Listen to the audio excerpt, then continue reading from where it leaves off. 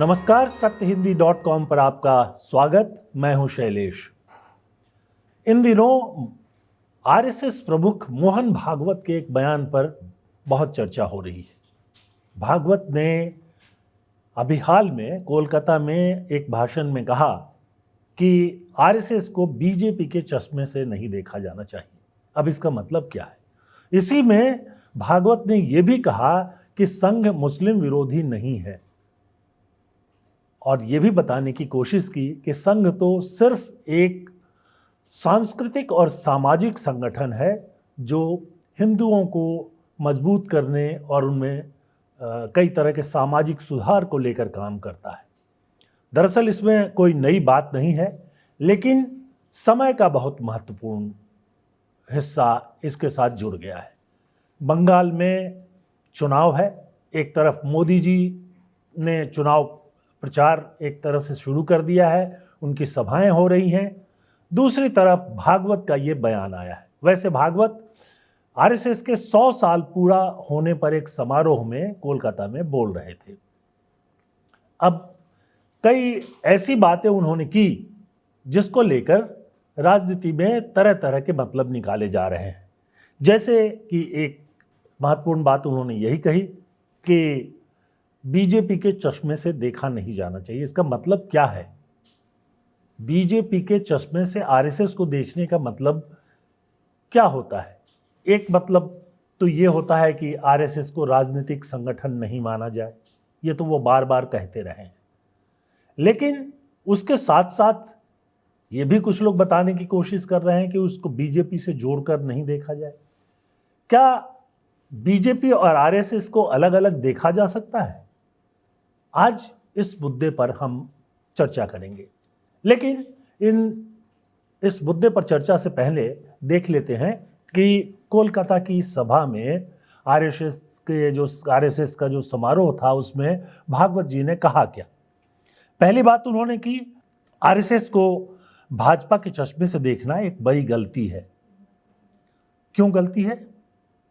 क्या ये सच नहीं है कि आरएसएस हर चुनाव में बीजेपी की मदद करता है? क्या बीजेपी के लोग आरएसएस की नीतियों पर नहीं चलते हैं? क्या बीजेपी हिंदू राष्ट्र के मुद्दे पर आरएसएस से अलग राय रखता है? अब ये ऐसा मुद्दा है जिस पर सोचने की जरूरत है। इन्होंने जो दूसरी बात की कि आरएसएस का कोई राजनीतिक एजेंडा नहीं है। अब ये सब लोग जानते हैं कि बीजेपी को सत्ता में लाने में आरएसएस की महत्वपूर्ण भूमिका रही है। बहुत पहले से बीजेपी ने काम करना शुरू किया और सच्चाई यही है कि जहां जहां आरएसएस मजबूत होता गया वहां वहां बीजेपी की स्थिति अच्छी होती गई। अगर आप दक्षिण के राज्यों को देखें कि तमिलनाडु में आरएसएस मजबूत नहीं है तो वहाँ बीजेपी की कोई हैसियत नहीं है। केरल में भी आरएसएस जितना भर है उतना ही भर बीजेपी दिखाई देती है। तो ये तो बहुत साफ बात है। फिर भी वो ये कह रहे हैं कि आरएसएस का कोई राजनीतिक एजेंडा नहीं है, यह केवल हिंदू समाज की एकता, सुरक्षा और सामाजिक सुधार के लिए काम करता है। अब हिंदू समाज की एकता, सुरक्षा और सामाजिक सुधार के लिए काम करने की जो बात आती है उसमें वो एक तरह से ये भी दिखाने की कोशिश करते हैं कि हिंदुओं की जो धार्मिक पहचान है उसके लिए भी शायद काम नहीं करते, लेकिन करते तो हैं। हिंदू समाज की एकता की वो बात करते हैं, लेकिन हिंदुओं में जातियों को लेकर, छुआछूत को लेकर जो बड़ी समस्या बनी हुई है उस पर कितना काम करता है संघ। और बीजेपी ने इतना जरूर किया है कि राजनीतिक हित के हिसाब से उन्होंने जातियों का गठजोड़ अलग अलग राज्यों में बना लिया है। कहीं दलित और अति पिछड़े जो भी उनके साथ हैं, और आरएसएस भी उनके बीच में काम करता है। इसके बाद वो कहते हैं कि संघ को भाजपा से देखने की प्रवृत्ति गलत है क्योंकि संघ राजनीति से ऊपर है। संघ राजनीति से ऊपर है। लेकिन कभी ऐसा देखा नहीं गया कि संघ ने बीजेपी के अलावा किसी का समर्थन किया हो। कोई इक्के दुक्के मौके आए हैं, जैसे कि ये कहते हैं कि 1971 के बाद संघ ने कुछ समय तक कांग्रेस और ख़ासतौर पे इंदिरा गांधी को समर्थन दिया था। हालांकि 71 युद्ध से पहले ही चुनाव हो चुका था और 77 आते आते क्या स्थिति हुई हम सब लोग जानते हैं। 77 के चुनाव में बीजेपी भी अलग, संघ भी अलग, और इमरजेंसी के खिलाफ जनता पार्टी का गठन और कांग्रेस की पराजय, ये सब है। अब इसमें जो ये बातें कर रहे हैं कि बीजेपी और संघ का क्या रिश्ता है, जरा इसको भी देखिए। संघ के लोग हमेशा से बीजेपी में संगठन मंत्री बनते हैं और संघ में नहीं रहा हुआ कोई व्यक्ति अभी तक बीजेपी का अध्यक्ष नहीं बना है। चाहे वो अभी के अध्यक्ष नड्डा हों, कार्यकारी अध्यक्ष अभी अभी बने हैं नितिन नवीन वो हों, या उसके पहले अमित शाह थे, उसके पहले राजनाथ सिंह थे। ये सब लोग संघ से आए हैं। खुद प्रधानमंत्री नरेंद्र मोदी कहते हैं कि वो संघ से जुड़े हुए हैं, संघ के स्वयं सेवक थे और संघ की विचारधारा पर चलते हैं। तो फिर अलग कहाँ हो गए वो? आज भी ये, हाँ, एक अलगाव जरूर है कि जब कभी कांग्रेस पार्टी को तोड़ना होता है या समाजवादी पार्टी को या किसी भी पार्टी को तोड़ना होता है तो उसके लोगों को तोड़ करके वो बीजेपी में रख लेते हैं। उनको कुछ पद दे दिए जाते हैं, कभी कभी उनको महत्वपूर्ण पद भी मिल जाता है जैसे मुख्यमंत्री वगैरह, लेकिन बाद में धीरे धीरे संघ से जुड़े हुए लोग उस पर कब्जा कर लेते हैं। तो एक तरह से एक हथियार की तरह इस्तेमाल होता है कि पहले जो दूसरी पार्टियों में लोग हैं उनको तोड़कर अपने साथ ले आओ और फिर उनकी मदद से, उनकी सहायता से संघ से जुड़े हुए लोगों को मजबूत बनाओ और फिर उसके बाद सत्ता पर कब्जा कर लो। तो ये कोई छिपी हुई बात नहीं है। एक बात और मोहन भागवत जी ने कही और वो कई बार कह चुके हैं।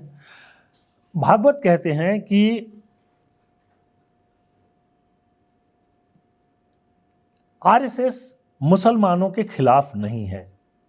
ये बात बार बार कही जाती है, लेकिन उनके आगे के बयान को अगर देखें तो ये बात साफ हो जाएगी कि असल में वो मुसलमान से उम्मीद क्या करते हैं। भागवत कहते हैं संघ हिंदुओं की रक्षा के लिए काम करता है, लेकिन इसका मतलब मुसलमानों का विरोध नहीं है। हालांकि जमीन पर जो हम देखते हैं वो कुछ दूसरा ही देखते हैं। हाँ, ये अलग बात है कि कोई भी व्यक्ति संघ के नाम पर मुसलमानों का विरोध करने के लिए नहीं उतरता है। जो लोग मॉब लिंचिंग के जरिए एक मुस्लिम को मार डालते हैं, कभी गौ हत्या के नाम पर, कभी किसी और नाम पर, वो सारे लोग कभी भी ये नहीं कहते कि वो संघ के सदस्य हैं, लेकिन संघ से कहीं ना कहीं उनका जुड़ाव, कम से कम वैचारिक जुड़ाव जो है वह स्पष्ट रूप से दिखाई देता है, साफ तौर पर झलकता है। लेकिन फिर भी वो ये दिखाने की कोशिश करते हैं कि संघ उनके साथ नहीं है। आगे चलकर भागवत जी कहते हैं कि मुसलमान और ईसाई संघ में शामिल हो सकते हैं, लेकिन उन्हें अपनी अलगाववादी पहचान को छोड़कर, यहाँ बहुत ज़रूरी शब्द है अलगाववादी, अलगाववादी पहचान को छोड़कर भारत के पुत्र और हिंदू समाज के सदस्य के रूप में आना होगा। अब ये हिंदू समाज के सदस्य के रूप में कैसे आए? इसका मतलब ये है कि जो संघ के लोग कहते हैं या भागवत जी कहते हैं कि जो भी भारत में है वो हिंदू है और हिंदू एक धर्म है। हालांकि आजकल पिछले 1-2 साल से हिंदू धर्म की जगह उन्होंने सनातन धर्म का प्रयोग शुरू कर दिया है, लेकिन सब लोग जानते हैं कि जब हिंदू की बात होती है तो हिंदू धर्म से संबंधित लोगों की बात होती है।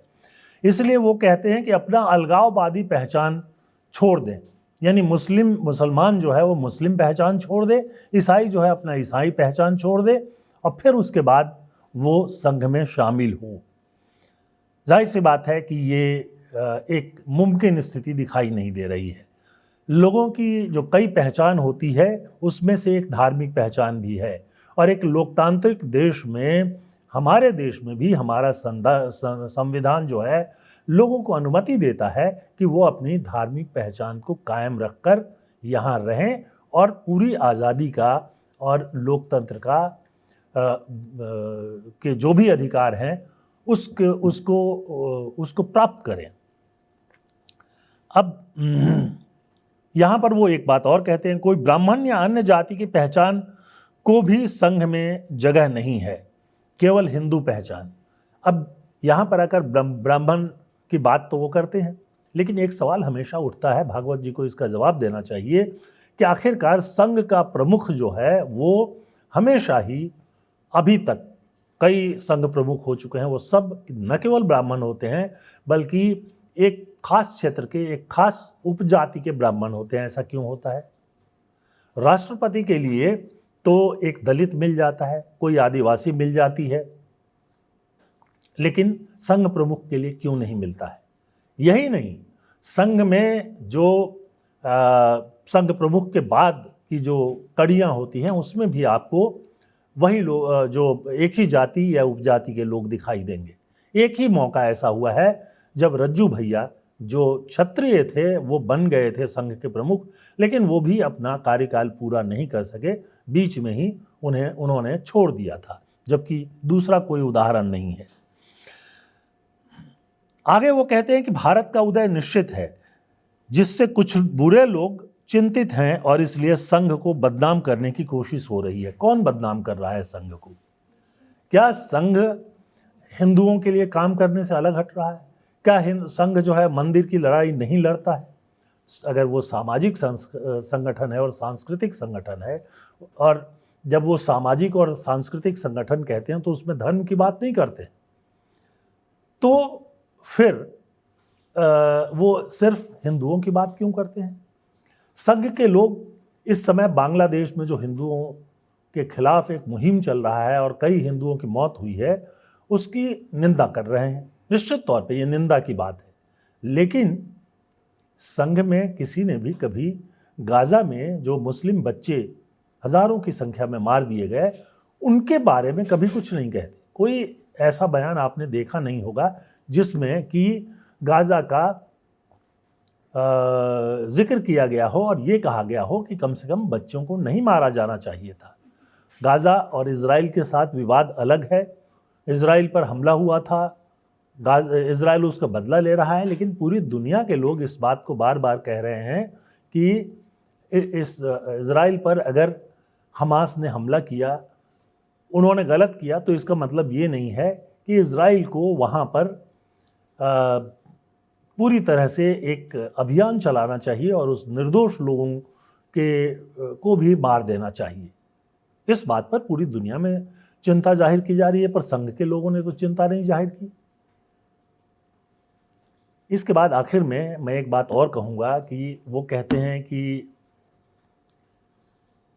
संघ सांस्कृतिक और सामाजिक संगठन है, लेकिन संघ की जो प्रार्थना है, जो संघ हम के लोग हर शाखा में गाते हैं, उसमें एक पंक्ति है, प्रभु शक्तिमन हिंदू राष्ट्रांग भूता हमेशा हमेशा दरंते नमामो वयम। शक्तिमन हिंदू राष्ट्रांग भूता, हिंदू राष्ट्र शक्तिशाली हिंदू राष्ट्र बने। तो यहाँ पर भी एक धर्म की बात की गई है।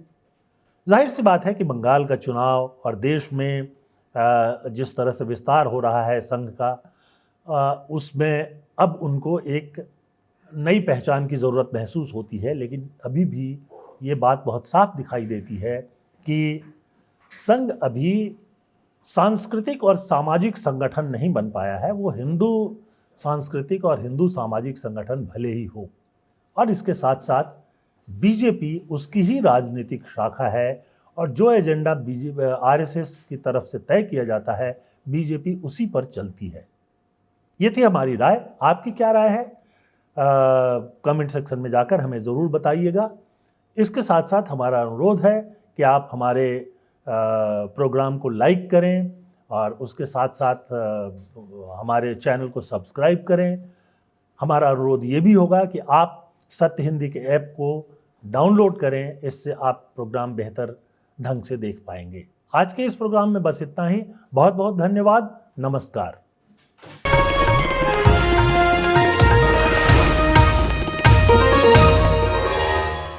Copyright disclaimer under Section 107 of the Copyright Act 1976. Allowance is made for fair use for purposes such as criticism, comment, news reporting, scholarship, and research. Fair use is a use permitted by copyright statute that might otherwise be infringing.